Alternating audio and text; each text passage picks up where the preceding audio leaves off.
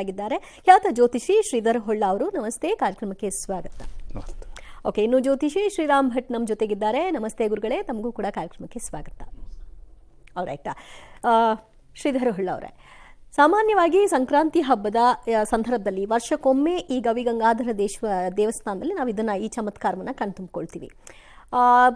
ಈ ಇತಿಹಾಸವನ್ನು ಗಮನಿಸಿಕೊಂಡಾಗ ಇಲ್ಲಿಯವರೆಗೂ 3 ಬಾರಿ ನಮಗೆ ಈ ರೀತಿಯಾಗಿ ಸೂರ್ಯನ ಚಮತ್ಕಾರ ನಡೀಲಿಕ್ಕೆ ಅವಕಾಶ ಆಗಲಿಲ್ಲ. ಅದಾದ ನಂತರದಲ್ಲಿ ಬಹಳಷ್ಟು ವಿಚಾರಗಳು ಘಟಿಸಿದ್ವು.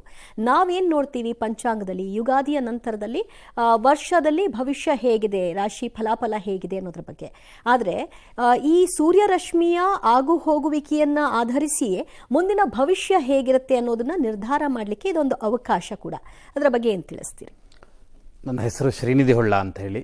ಇಲ್ಲಿ ವಿಶೇಷವಾಗಿ ಸೂರ್ಯನ ಪತ್ನಿಯಾಗಿರ್ತಕ್ಕಂತಹ ಸಂಜ್ಞೆ ಸೂರ್ಯನ ಶಾಖವನ್ನು ತಡೆಯಲಿಕ್ಕಾಗ್ದಲೇ ಕುದುರೆಯ ರೂಪವನ್ನು ಧಾರಣೆ ಮಾಡಿ ಭೂಲೋಕಕ್ಕೆ ಬಂದು ತನ್ನ ಒಂದು ಛಾಯೆಗೆ ಜೀವವನ್ನು ತುಂಬಿ ಅಲ್ಲಿ ಬಿಟ್ಟು ಸೂರ್ಯನ ಶಾಖವನ್ನು ತಡ್ಕೊಳ್ಬೇಕನ್ನುವಂಥ ಉದ್ದೇಶದಿಂದ ಭೂಲೋಕಕ್ಕೆ ಬಂದು ಕುದುರೆಯ ಆಕಾರವನ್ನು ಧಾರಣೆ ಮಾಡಿ ಅವಳು ತಪಸ್ಸನ್ನು ಆಚರಣೆ ಮಾಡಲಿಕ್ಕೆ ಶುರು ಮಾಡಿದ್ಲು. ಯಾಕಾಗಿ ಅಂತ ಕೇಳಿದರೆ, ಸೂರ್ಯನೊಟ್ಟಿಗೆ ನಾನು ಸಂಸಾರವನ್ನು ಮಾಡಬೇಕು, ಜೀವನವನ್ನು ಮಾಡಬೇಕು ಅಂತಾದರೆ ಆ ಸೂರ್ಯನ ಶಾಖವನ್ನು ನಾನು ತಡೆದುಕೊಳ್ಬೇಕು ಅನ್ನುವಂಥ ದೃಷ್ಟಿಯಿಂದ.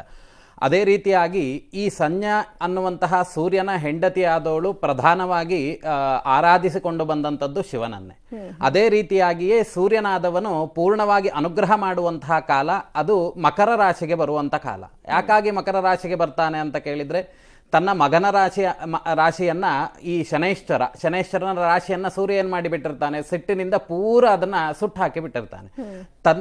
ತದನಂತರ ತನ್ನದೇ ಮಗನ ರಾಶಿಯಾಗಿರ್ತಕ್ಕಂತಹ ಮಕರ ರಾಶಿಗೆ ಬರುವಂತಹ ಕಾಲ ಈ ಮಕರ ಸಂಕ್ರಮಣ ಅನ್ನುವಂಥ ಕಾಲ. ಅದಕ್ಕಾಗಿಯೇ ಸೂರ್ಯನಿಗೆ ಹೆಚ್ಚು ಪ್ರಾಶಸ್ತ್ಯ ಉಳ್ಳಂಥದ್ದು.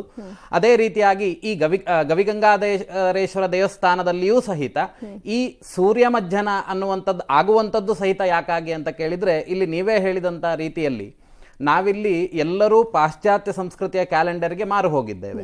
ನಾವು ಪಂಚಾಂಗ ರೀತಿಯಾಗಿ ನಾವು ಅದನ್ನು ಚಿಂತನೆ ಮಾಡಿದ್ವಿ ಅಂತಾದರೆ ಬಹಳಷ್ಟು ಜನರಲ್ಲಿ ಒಂದು ಆತಂಕ ಇತ್ತು. 14ನೇ ತಾರೀಕು ನಾನು ಮಾಡಬೇಕಾ, 15ನೇ ತಾರೀಕು ಮಾಡಬೇಕಾ ಅನ್ನುವಂಥ ವಿಚಾರಗಳು.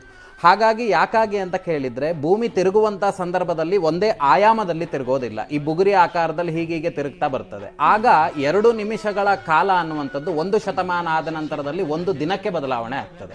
2 ಶತಮಾನಗಳು ಕಳೀತು ಅಂತಾದರೆ 14ಕ್ಕೆ ಬರ್ತಿದ್ದಂತಹ ಮಕರ ಸಂಕ್ರಮಣ 15ಕ್ಕೆ ಬಂದಿದೆ. ಇನ್ನು 1 ಶತಮಾನ ಕಳೀತಂತಾದರೆ 16ಕ್ಕೂ 17ಕ್ಕೂ ಬರುವಂಥ ಸಾಧ್ಯತೆ ಉಂಟು.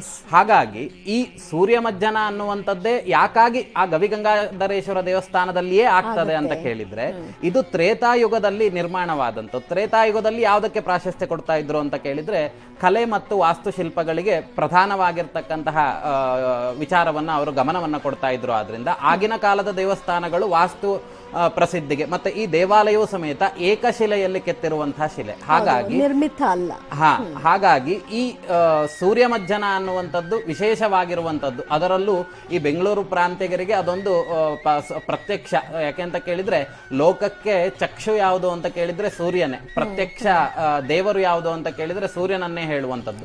ಅಂತಹ ಸೂರ್ಯನ ಬೆಳಕು ಅನ್ನುವಂಥದ್ದು ಈ ಒಂದು ಗವಿಗಂಗಾಧರೇಶ್ವರದಲ್ಲಿ ಬೀಳ್ತದೆ ಅಂತ ಆದ್ರೆ ಅದು ನಮ್ಮ ವಾಸ್ತುಶಿಲ್ಪಕ್ಕೆ ಹೆಸರುವಾಸಿಯಾದಂಥದ್ದು. ಅದರಿಂದಲೂ ಸಹಿತ ನಾವು ಮುಂದೆ ಆಗುವಂತ ಆಗುಹೋಗುಗಳನ್ನು ಚಿಂತನೆ ಮಾಡಬಹುದು.